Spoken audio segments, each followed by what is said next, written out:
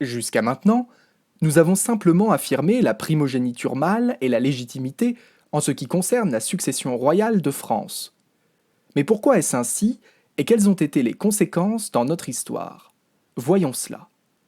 La monarchie franque s'inspire grandement de la monarchie du roi David et du modèle de royauté incarné par Jésus-Christ. Par ces deux modèles, nous avons des royautés mâles.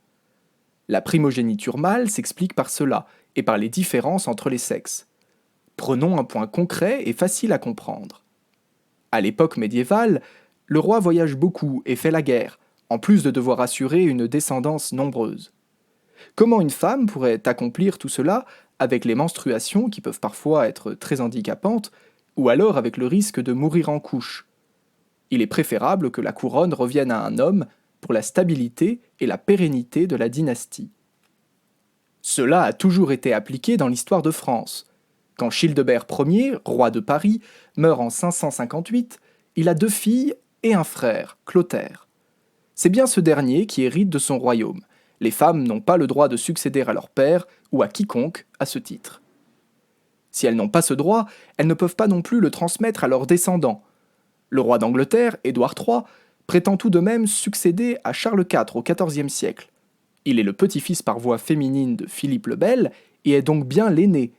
Mais c'est bien Philippe VI qui obtient la couronne puisqu'il est l'aîné par voie masculine. Ce litige déclenche la guerre de Cent Ans.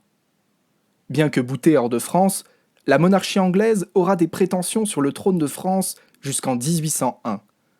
Quant aux bâtards, nous entendons par ce terme les fils illégitimes nés hors mariage catholique.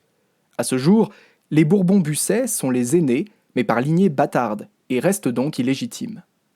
Louis XIV avait lui-même tenté de légitimer ces bâtards, mais le Parlement l'en avait empêché, et aucun autre roi n'a tenté de faire de même. C'est encore plus simple pour les cadets, puisqu'ils sont très facilement identifiables.